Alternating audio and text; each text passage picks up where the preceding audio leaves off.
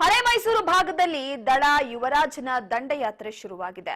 ಜನರೊಂದಿಗೆ ಜನತಾದಳ ಹೆಸರಿನಲ್ಲಿ 58ನೇ ದಿನದ ರಾಜ್ಯ ಯಾತ್ರೆ ನಡೀತಾ ಇದೆ. ತಳಮಟ್ಟದ ಪಕ್ಷ ಬಲವರ್ಧನೆಗೆ ಜನರೊಟ್ಟಿಗೆ ಜನತಾದಳ ಪ್ರಮುಖವಾಗಿ ಗಮನಿಸ್ತಾ ಇರಬಹುದು. ಇಡೀ ರಾಜ್ಯದಾದ್ಯಂತ ಜೆಡಿಎಸ್ ತನ್ನ ವಿಸ್ತಾರ ಮಾಡೋದಕ್ಕೆ ಈಗಾಗಲೇ ತಳಮಟ್ಟದಿಂದ ಪಕ್ಷ ಬಲವರ್ಧನೆ ಮಾಡಬೇಕಾಗಿದೆ. ಹಾಗಾಗಿ ಜನತಾದಳ ಈಗ 58ನೇ ದಿನ ಜನರೊಂದಿಗೆ ಜನತಾದಳ ಎನ್ನುವ ಹೆಸರಿನಲ್ಲಿ 58ನೇ ದಿನಕ್ಕೆ ಕಾಲಿಟ್ಟಿದೆ.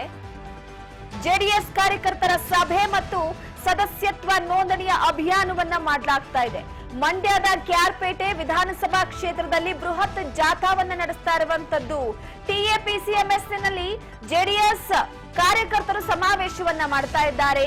ಸೇಬಿನ ಹಾರ ಹಾಕುವ ಮೂಲಕ ರಾಜ್ಯಾಧ್ಯಕ್ಷರಿಗೆ ಅದ್ಧೂರಿ ಸ್ವಾಗತವನ್ನ ಕೊಡಲಾಗಿದೆ. ಬೈಕ್ ಮೆರವಣಿಗೆ ಮೂಲಕ ನೆಚ್ಚಿನ ಯುವ ನಾಯಕನಿಗೆ ಬೆಂಬಲವನ್ನ ವ್ಯಕ್ತಪಡಿಸಿರುವಂತದ್ದು. ಯುವ ರಾಜ್ಯಾಧ್ಯಕ್ಷ ನಿಖಿಲ್ ಕುಮಾರಸ್ವಾಮಿಗೆ ಸ್ಥಳೀಯರು ಸಾಥ್ ಕೊಟ್ಟಿದ್ದಾರೆ. ಈಗಾಗಲೇ ಹಳೆ ಮೈಸೂರು ಭಾಗದಲ್ಲಿ ಈ ಹಿಂದೆ ಕೂಡ ಮಂಡ್ಯ ಮೈಸೂರು ಭಾಗ ಎಲ್ಲ ಕೂಡ ಜೆಡಿಎಸ್ ನ ಭದ್ರಕೋಟೆಯಾಗಿತ್ತು. ಯಾವಾಗ ಆ ಒಂದು ಭದ್ರಕೋಟೆಯನ್ನ ಕಾಂಗ್ರೆಸ್ ಛಿದ್ರ ಮಾಡ್ತೋ ಅಲ್ಲಿಂದ ಜೆಡಿಎಸ್ ಪಕ್ಷ ಜನರೊಟ್ಟಿಗೆ ಜನತಾದಳ ಅನ್ನುವಂತಹ ಒಂದು ಹೆಸರಿನ ಮುಖಾಂತರವಾಗಿ ತಳಮಟ್ಟದಿಂದ ಈಗ ಗ್ರಾಮ, ಹಳ್ಳಿ, ನಗರ, ರಾಜ್ಯ, ದೇಶ ಪ್ರತಿಯೊಂದು ಪಕ್ಷವೂ ಕೂಡ ತಳಮಟ್ಟದಿಂದ ಬಲವರ್ಧನೆ ಆಯ್ತು ಅಂತ ಅಂದ್ರೆ ಮುಂದಿನ ದಿನಗಳಲ್ಲಿ ದೇಶವನ್ನ ಆಳುವಂತಹ ಎಲ್ಲ ಲಕ್ಷಣ ಇರುತ್ತೆ.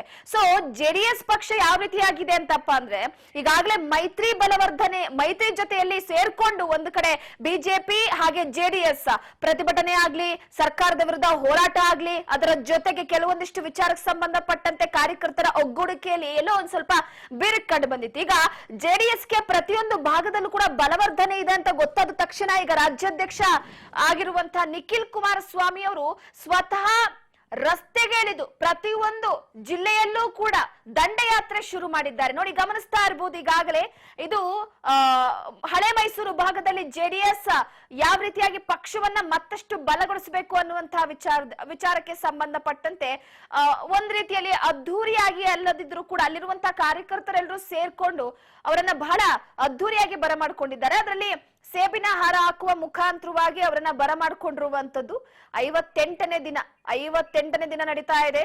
ಯಾವುದೇ ಕಾರಣಕ್ಕೂ ಕೂಡ ನಿಲ್ಲಿಸಲೇಬಾರದು ಅನ್ನುವ ಕಾರಣಕ್ಕೆ ಇಡೀ ಜಿಲ್ಲೆಯಾದ್ಯಂತ ಜೆಡಿಎಸ್ ತನ್ನ ಬಲವರ್ಧನೆ ಅಂದ್ರೆ ಎಲ್ಲೋ ಒಂದು ಕಡೆ ನಿಖಿಲ್ ಕುಮಾರಸ್ವಾಮಿ ಅವರಿಗೆ ಬಲ ಬೇಕಾಗಿದೆ. ಯಾಕಂದ್ರೆ ಒಂದು ಅವರ ತಂದೆ ಕುಮಾರಸ್ವಾಮಿ ಅವರು ಕೇಂದ್ರ ಸಚಿವರಾಗಿದ್ದಾರೆ, ಕೇಂದ್ರದಲ್ಲಿ ಡೆಲ್ಲಿಯಲ್ಲಿ ಇರಬೇಕಾಗುತ್ತೆ. ರಾಜ್ಯದಲ್ಲಿರುವಂತಹ ಪಕ್ಷದ ಬಲವರ್ಧನೆ ಹೊಣೆಗಾರಿಕೆ ಇರುವಂತದ್ದು ಈಗ ನಿಖಿಲ್ ಕುಮಾರಸ್ವಾಮಿ ಅವರ ಹೆಗಲ ಮೇಲೆ.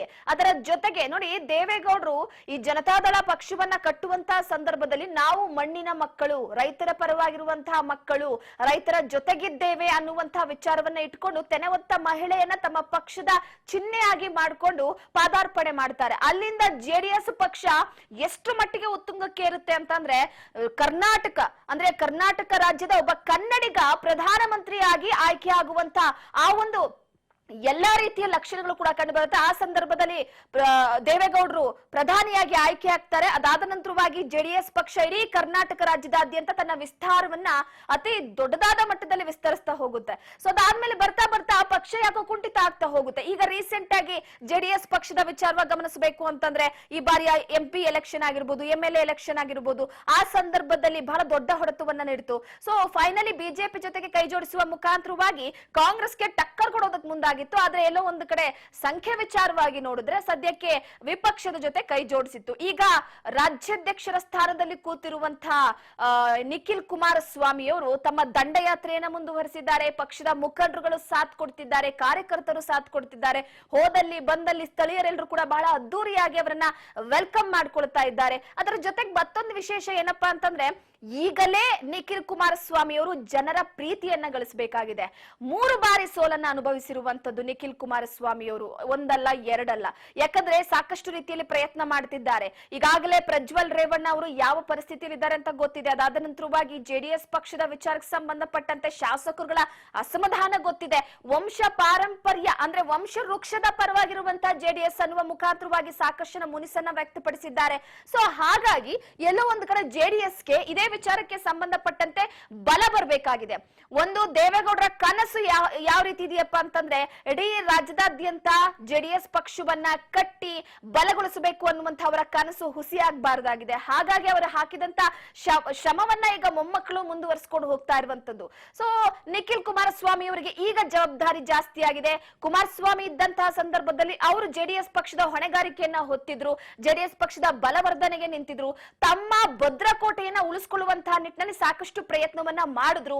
ಆದ್ರೆ ಚನ್ನರಾಪಟ್ಟಣ ಆಗಿರ್ಬೋದು, ಅದರ ಜೊತೆಗೆ ಮತ್ತೊಂದು ಕಡೆ ಚನ್ನಪಟ್ಟಣ, ಬೊಂಬೆಗಳ ನಾಡು ಚನ್ನಪಟ್ಟಣ, ಅದಾದ ನಂತರವಾಗಿ ಮಂಡ್ಯ, ಇಲ್ಲಿ ಸಾಕಷ್ಟು ಪ್ರಯತ್ನವನ್ನ ಮಾಡಿದ್ರು ತಮ್ಮ ಭದ್ರಕೋಟೆಯನ್ನ ಉಳಿಸ್ಕೊಳ್ಬೇಕು ಅಂತ. ಆದ್ರೆ ಸಾಧ್ಯ ಆಗ್ಲಿಲ್ಲ. ಸೊ ಹಾಗಾಗಿ ಈಗ ಪಕ್ಷವನ್ನ ಬಲವರ್ಧನೆ ಮಾಡುವಂತಹ ವಿಚಾರಕ್ಕೆ ಸಂಬಂಧಪಟ್ಟಂತೆ ನಿಖಿಲ್ ಕುಮಾರಸ್ವಾಮಿ ಅವರು ಅಖಾಡಕ್ಕೆ ಧುಮುಕಿದ್ದಾರೆ.